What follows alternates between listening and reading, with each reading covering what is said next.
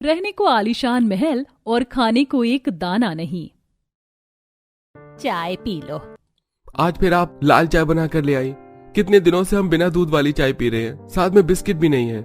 अरे मेरे बेटे को दूध वाली चाय पीनी है। बेटा, जो फ्रिज में पतीला भर के दूध रखा है ना, जरा जाकर उससे दूध वाली चाय बना ले और किचन में जो ढेर सारे बिस्कुट के पैकेट है ना, जो भी मन करे उस पैकेट को ले आ। माँ, आप फिर सुबह सुबह शुरू हो गई। जो होना था हो गया। अरे ये सब छोड़ो और मुझे ये बताओ कि आप आशीष की अब शादी का क्या करना है। भाई साहब का कॉल आया था, पूछ रहे थे कि कब शादी करना है। 6 महीने से तो हम उन्हें टाल रहे हैं। अगर अभी हमने टाल दिया तो रिश्ता तोड़ देंगे। लेकिन हम उन्हें अपनी परेशानी भी तो नहीं बता सकते हैं। जब हमने उनसे रिश्ता जोड़ा था तब सब कुछ ठीक था, लेकिन अब कुछ भी ठीक नहीं है। वो तो भगवान का शुक्र है कि हमारा ये आलीशान घर महल बच गया। वैसे भी हम लड़के वाले हैं तो हमारी तरफ से इतना ज्यादा कुछ होगा ही नहीं। लड़की वाले ही सब कुछ करते हैं। मैं उन्हें अगले महीने का समय दे देता हूँ, क्या पता बहू के कदम पड़ने से कुछ सही हो जाए। ये सब इस कमबख्त की वजह से हुआ है। इतनी मेहनत से अपना बड़ा स्टार्टअप किया था, लेकिन आलसी महाराज ने अपने आलसी आपा की वजह से सब कुछ खो दिया। पैसे चुकाने के लिए हमने सब कुछ बेच दिया, लेकिन इससे तो कोई फर्क ही नहीं पड़ रहा है। रितेश ने अपनी सारी जिंदगी लगाकर एक बहुत बड़ा बिजनेस स्टार्ट किया था। उस बिजनेस की तरक्की के चलते ही यह पूरा परिवार इस आलीशान महल में रहता था। लेकिन रितेश के बेटे आशीष ने कभी अपने बिजनेस पर ध्यान नहीं दिया, जिसके चलते इनका सब कुछ खत्म हो गया। बस इनके पास इनका एक आलीशान महल बचा था, जो सिर्फ कहने को ही आलीशान था। समय गुजरता है और आशीष की शादी उसकी मंगेतर अनामिका से हो जाती है। मेरा आलीशान ससुराल तो सच में काफी सुंदर है। जितना सुना था उससे कहीं ज्यादा अच्छा है। लेकिन माँ जी, यहाँ मुझे कोई नौकर वगैरह दिखाई नहीं दे रहे। क्या आज आपने सबकी छुट्टी कर रखी है? अरे नहीं बहू, वो क्या है ना, आजकल के नौकर ठीक से काम नहीं करते, बड़ी काम चोरी करते, इसलिए हमने नौकर रखे ही नहीं है। हम सभी अपने काम खुद कर लेते हैं और वैसे भी हाथ पैर चलने चाहिए। भाभी, आप थक गई होंगी ना, चलिए आपको आपके कमरे में छोड़ देती हूँ, आप आराम कर लीजिए। शादी का दिन गुजरता है और आज अनामिका की पहली रसोई होती है। आज तो मेरी पहली रसोई की रस्म है, कुछ टेस्टी सा बनाऊंगी सबके लिए। अनामिका जैसे ही खाना बनाने के लिए राशन के डिब्बे खोलती है तो उसे किसी भी डिब्बे में राशन का एक भी दाना नहीं मिलता। चावल का डब्बा खाली है, ना आटा है और ना चावल। हरी सब्जियां भी नहीं है, फ्रिज भी बिल्कुल खाली पड़ा है, रसोई में भी कुछ नहीं है। इसका मतलब घर में राशन नहीं है। बिना राशन के मैं क्या बनाऊं? अनामिका जल्दी से अपनी सास के पास जाती है और उसे सारी बात बताती है। रसोई में राशन का एक दाना तक नहीं है, अब मैं बिना राशन के पहली रसोई कैसे करूंगी? अरे बहू, ये पहली रसोई की रस्म पुराने जमाने के लोगों की है। अभी तो तेरी शादी हुई है, शादी की थकान भी ठीक से नहीं उतरी है, तू खाने की चिंता मत कर। ठीक है माँ जी, अगर आप कह रही हैं तो। अनामिका अपने कमरे में चली जाती है। थोड़ी देर में सभी लोग खाना खाने के लिए बैठते हैं। सबकी प्लेट में सिर्फ एक एक रोटी और थोड़ी सी सब्जी रखी हुई थी, जिसे देखकर ये क्या, सबकी प्लेट में सिर्फ एक ही रोटी और ये थोड़ी सी सब्जी बाकी है? बाकी का खाना कहाँ है? भाभी, हम लोग इतना ही खाते हैं। वो क्या है ना, हम डाइटिंग करते हैं, इसमें पूरे दिन फास्टिंग होती है और सिर्फ एक बार ही खाना होता है। लेकिन आप सभी को इस डाइटिंग की क्या जरूरत पड़ गई? देखने में तो आप सभी बिल्कुल फिट हैं। डाइटिंग करने के लिए हमसे हमारी फैमिली डॉक्टर ने कहा था। अब उनकी बात हम कैसे टाल सकते हैं? तुम भी डाइटिंग करो, इससे हमारी इनर बॉडी बहुत अच्छी होती है। सारे टॉक्सिन हमारी बॉडी से निकल जाते हैं। अनामिका के आलीशान ससुराल वाले अनामिका से अपने गरीबी की सच्चाई छुपाते हुए उससे झूठ पर झूठ बोलते हैं। वहीं बेचारी अनामिका भी अपने ससुराल वालों की बात के चलते दिन में सिर्फ एक बार ही रोटी खाती थी। ऐसे ही कुछ दिन गुजर जाते हैं। बहुत जोरों की भूख लगी है। आज तो इन लोगों ने दिन में एक बार भी खाना नहीं खाया है। अनामिका भूख के मारे अपना पेट पकड़कर नीचे हॉल में आती है। बहुत ज्यादा भूख लग रही है, रसोई में भी राशन नहीं है। इतने दिन से दिन भर में सब एक एक रोटी खाकर मेरा तो 2 किलो वजन कम हो गया है। मुझे अभी के अभी कुछ खाने के लिए दीजिए। क्या बहू, अभी के अभी?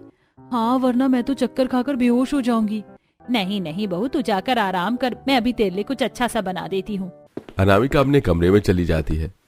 आशीष, जा जाकर कहीं से खाने का इंतजाम कर। घर में राशन का एक दाना भी नहीं है। क्या बनाऊं मैं अनामिका के लिए? इसकी हालत देखिए कितनी खराब हो गई है। माँ, मेरे पास तो फूटी कौड़ी भी नहीं है, क्या लेकर आऊं मैं उसके लिए? ये तो तुझे अपनी उन हरकतों को करने से पहले सोचना चाहिए था। अगर उस समय बिजनेस पर ध्यान दिया होता तो आज ये सब ना होता। वापस अपने माँ के ताने शुरू होता देख आशीष जल्दी से उठकर बाहर चला जाता है। आशीष के घर से थोड़ी दूर पर आज आलू पूरी का भंडारा हो रहा था। आशीष अपने पूरे परिवार के लिए भंडारे की आलू पूरी ले आता है, जिसे खाकर आज अनामिका का पेट ठीक से भरता है। ये आलू पूरी तो बहुत ज्यादा टेस्टी है, लेकिन इसमें तो भंडारे वाला स्वाद आ रहा है। क्या ये आपने भंडारे से मंगवाई है? घर में राशन रखा हुआ था, तूने ठीक से देखा ही नहीं था, इसलिए मैंने तेरे लिए आलू पूरी की सब्जी बना ली। अब तू आराम से जी भर कर खाना। हर रोज परिवार कभी कभी भंडारे से तो कभी किसी होटल ढाबे के बचे हुए खाने को लाकर खाता, जिससे अनामिका अभी तक पूरी तरह से अनजान थी। माँ जी, मेरा इतना बड़ा आलीशान ससुराल है, लेकिन लाइट सिर्फ हॉल की ही क्यों जलती है? सारे घर की लाइट हमेशा बंद रहती है, ऐसा क्यों? वैसे हमारे पास पैसों की कोई कमी नहीं है, लाख रुपए का भी बिजली का बिल हम आराम से भर देते हैं। लेकिन वो क्या है ना, बिजली की बचत करना भी तो जरूरी है, इसलिए हम जिस कमरे में बैठते हैं सिर्फ वहीं की लाइट जलाते हैं। अरे पायल, तुमने तो ये सूट परसों भी पहना था और फिर से आज पहन लिया, और मेरे ख्याल से इस हफ्ते में तुम तीसरी बार ये सूट पहन रही हो। भाभी, वो क्या है ना, ये सूट मुझे बहुत पसंद है, इसलिए मैं इसे ही बार बार रिपीट कर लेती हूँ। अनामिका के ससुराल वालों की असलियत और धीरे धीरे अनामिका के सामने आ रहा था।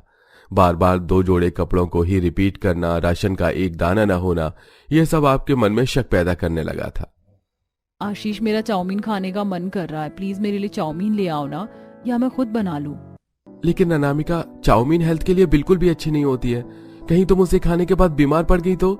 जितना कहा है उतना करो। जब भी कुछ खाने के लिए बोलती हूँ तो तुम अपना प्रवचन झाड़ना शुरू कर देते हो। अगर मुझे तुमने चाउमीन नहीं खिलाई ना तो कमरे का दरवाजा भी तुम्हारे लिए बंद रहेगा। अब जाओ यहाँ से, मेरे लिए चाउमीन लेकर आओ। अनामिका की बात सुन आशीष सीधा अपनी माँ के पास जाता है और उसे सारी बात बताता है। बहू भी ना हर रोज कुछ ना कुछ खाने की डिमांड करती रहती। अगर अब नहीं लाकर दिया तो यही सोचेगी कि आलीशान ससुराल है, लेकिन खाने को कुछ भी नहीं है। अब क्या करूँ मैं? संगीता परेशान हो ही रही होती है कि तभी उसे अपने कमरे के खिड़की के बाहर एक चाउमीन के ठेले वाला दिखाई देता है, जहां काफी सारे बच्चे उससे चाउमीन लेकर खा रहे थे। संगीता जल्दी से उन बच्चों के पास जाती है और एक बच्चे से उसकी चाउमीन की प्लेट ले लेती है। आपने मेरी चाउमीन क्यों ले ली? आंटी, इसे मुझे वापस करो, ये मेरी चाउमीन है। बेटा, चाउमीन बच्चों के लिए अच्छी नहीं होती, इससे पेट में कीड़े हो जाते हैं, इसलिए मैं इसे ले जा रही हूँ। चलो अब घर जाकर अच्छे बच्चों की तरह रोटी सब्जी खाओ। उस बच्चे से चाउमीन की प्लेट वापस घर में आ जाती है, लेकिन संगीता को यह सब करते हुए अनामिका अपने कमरे की खिड़की से देख लेती है। चाउमीन खानी थी ना, गर्मा गर्म चाउमीन। आपको शर्म नहीं आई उस मासूम बच्चे से चाउमीन छीनते हुए? इतना आलीशान घर है आप लोगों का, क्या आप लोगों के पास इतने भी पैसे नहीं है कि आप चाउमीन खरीद सके? मुझे तो कुछ गड़बड़ लगता है। घर में राशन का एक दाना नहीं होता, सभी एक ही कपड़े को बार बार रिपीट करते हैं, घर की ज्यादातर लाइट हमेशा बंद रहती है, आप सब दिन में सिर्फ एक रोटी खाते हैं। आखिरकार ये सब क्या है? आप लोग मुझसे कुछ छुपा रहे हैं, मुझे सच बताइए या तो फिर मैं अपने मायके जा रही हूँ। अनामिका के पूछने पर आशीष न चाहते हुए भी उसे सारी सच्चाई बताता है, जिसे सुनकर लेकिन आप लोगों ने मुझसे बात छुपाई क्यों? तुम्हें बता देते, तुम्हारे पिता कभी भी तुम्हारा हाथ मेरे हाथ में नहीं देते और हमारी बेइज्जती होती सो अलग। मैं जानता हूँ सब मेरी गलती की वजह से हुआ है, लेकिन मैं अपने परिवार की और बेइज्जती नहीं करवा सकता। जिस दिन से तुम्हारा मेरा ये रिश्ता हुआ था, मैं तो उसी दिन से तुमसे प्यार करने लगी थी। तुम्हारी परेशानी मेरी परेशानी, और मेरे डैड ऐसे नहीं हैं। अगर आप लोग उन्हें पहले बता देते तो जरूर आपकी मदद करते। हम सब एक परिवार ही तो हैं, और मुसीबत के वक्त अगर हम एक दूसरे के काम नहीं आए तो कौन आएगा? अनामिका अपने पिता को सारी बात बताती है, जिसे सुन अब आशीष अनामिका के पिता के साथ मिलकर एक बिजनेस स्टार्ट करता है और अपनी लगन मेहनत के चलते आशीष खुद के बलबूते पर उस बिजनेस को काफी ऊंचाई तक ले जाता है। और अब अनामिका अपनी रसोई से भरे राशन वाले ससुराल में हंसी खुशी रहती है। गरीब परिवार पेड़ के पास बैठकर आरी से लकड़ियां काट रहा है, तो वहीं गरीब भाई कटी हुई लकड़ियों की घिसाई का काम कर रहा है, जिनके साथ में लकड़ियों की सीढ़ी पर खड़ी होकर माँ बेटी अधूरे बने घर में कील ठोक रही है। मैं तो थक गई। पिछले 4 दिनों से हम यही काम कर रहे हैं। आखिर हमारा संघर्ष कब खत्म होगा? हार मत मानो और ये समझो कि भगवान हमारी परीक्षा ले रहा है। जिस दिन हमारा काम खत्म होगा उस दिन देखना हमारा संघर्ष भी खत्म हो जाएगा। कौन है ये परिवार जो पेड़ पर घर बना रहा है? और ऐसा क्या हुआ इनकी बेटी के साथ कि शादीशुदा होकर भी वो अपने मायके वालों के साथ इस हाल में है? आइए सारी बात जानने के लिए जानते हैं कहानी में थोड़ा पीछे। माँ, आपने कल सारे पैसे गहने भाभी को दिए थे रखने के लिए। अगर आपके लॉकर में पैसे गहने नहीं है तो इससे साफ पता चलता है ना कि चोरी भाभी ने करी है। आप प्लीज एक बार उनके कमरे की तलाशी लो। राधा के कहने पर पूरा परिवार सपना का कमरा तलाशते हैं और उसके छोटे से संदूक को खोलकर देखते हैं, जिसमें सारे पैसे और जेवर मिलते हैं। सही बोला है राधा ने, तू ही चोर निकली। मैं बहू के रूप में आस्तीन का सांप पाल रही हूँ। आंख बंद करके मैंने तुझ पर भरोसा किया, तुझ गरीब की शादी अपने बेटे से करवाई, तुझ पर विश्वास किया और तूने ये किया हमारे साथ। निकल जा चोरनी हमारे घर से, ऐसे तो तू हमें लूट कर खा जाएगी। मुझे विश्वास नहीं हो रहा सपना कि तुम चोरी कर सकती हो। मैं सच कह रही हूँ, मैंने कोई चोरी नहीं की। ये सब राधा की चाल है। वो मुझे पसंद नहीं करती और शुरू से ही इस घर से निकालना चाहती है। बस अब मैं एक शब्द और नहीं सुनूंगा अपनी बहन के खिलाफ। निकल जाओ इस घर से। सपना की बात पर कोई विश्वास नहीं करता और उसे आधी रात को ठंड में घर से निकाल दिया जाता है और सपना ठंड में कांपती हुई अपने मायके जाती है। दीदी, आपके ससुराल वालों ने आपके साथ बिल्कुल सही नहीं किया। उन्हें क्या लगता है कि वो लोग तुम्हें घर से निकाल देंगे तो तुम दर दर की ठोकर खाओगी? अभी हम जिंदा हैं, हम तुम्हारा ख्याल रख सकते हैं। हाँ बेटी, मेरी बेटी तू चिंता मत कर। हम गरीब हैं तो क्या हुआ, हम तुझे अपने पास ही रखेंगे। उन्हें जरा भी शर्म नहीं है, इतनी ठंड में रात को मेरी बेटी को घर से निकालते हैं। अब सपना अपने मायके में रहती है। इसी तरह कुछ दिन बीत जाते हैं और ये खबर पूरे गांव में फैल जाती है। कुछ दिनों बाद सेठ राकेश के घर आता है और उन्हें घर से निकालने को कहता है। अरे भूल गया राकेश, 6 महीने का वक्त मांगकर तूने मुझसे पैसे लिए थे और अपना घर गिरवी रखकर अपनी बेटी की शादी की थी। 6 महीने पूरे हो चुके हैं पर तू पैसे नहीं लौटा पाया, इसलिए अब ये घर खाली कर दे। गरीब लाचार परिवार के पास और कोई दूसरा चारा नहीं था, इसलिए वो लोग अपना एक आखिरी सहारा भी खाली कर देते हैं और राकेश अपने परिवार के साथ बहन सुमित्रा के घर जाता है। भैया, मैं इस ठंड में तुम्हारी मदद तो कर दूं, पर तुम्हारी मनहूस बेटी को नहीं रख सकती। अगर इसका मनहूस साया मेरे घर पर पड़ गया तो अगर आपको हमारी मदद नहीं करनी दीदी तो ठीक है, पर मेरी बेटी को मनहूस मत कहो, वो मनहूस नहीं है। जब राकेश के परिवार को कहीं से मदद नहीं मिलती तो सपना अपने पति को फोन करती है और रोते हुए उससे मदद मांगती है। वीरेन जी, अब आपके अलावा और कोई नहीं है जो हमारी मदद कर सके। सपना, तुमने मेरा दिल, विश्वास सब कुछ तोड़ दिया है और अब मैं तुम जैसी चोर की मदद नहीं करने वाला। मुझसे मदद की उम्मीद मत रखो। ऐसे बुरे समय में वीरेंद्र भी अपनी बीवी और उसके गरीब परिवार की मदद नहीं करता, जिसके बाद रजत अपने पिता से कहता है। पिताजी, जहां से जंगल शुरू होता है उस जंगल के बाहरी पहाड़ी पर आपने एक पेड़ पर छोटा सा घर बनाया है ताकि आप जब लकड़ी काट कर थक जाए तो वहां जाकर आराम कर सके। हमारे पास रहने के लिए और कोई दूसरा रास्ता नहीं है। हमें आज रात इस ठंड में आपके उसी पेड़ घर में बैठकर बितानी पड़ेगी। रजत के कहने पर पूरा परिवार उस जगह जाता है और एक पहाड़ी पर बड़े से पेड़ पर एक छोटा सा कमरा बना होता है और वो लोग लकड़ी की सीढ़ी लगाकर जंगली जानवरों से बचने के लिए उस घर में जाकर आराम करते हैं। क्या दिन आ गए हैं। यह कमरा मैंने अपने आराम करने के लिए बनाया था ताकि जब मैं काम करके थक जाऊं तो ठंड से और जानवरों से बचने के लिए यहाँ आराम कर सकूं। पर आज देखो, हमें इसी पेड़ घर में रात गुजारनी पड़ रही है और इसकी भी छत टूटी है। हम इसमें ज्यादा दिन नहीं रह सकते। पापा, आइडिया। सबको लगता है कि मैं मनहूस हूँ, पर अब मैं सबकी गलतफहमी दूर करूंगी। हमारे पहाड़ पर बहुत सी फार्म हाउस और रिसोर्ट हैं जहाँ लोग घूमने और रहने के लिए आते हैं। वो भी लकड़ियों के ही बने होते हैं। हम उसी तरह यहाँ पर अपना पेड़ घर बनाएंगे।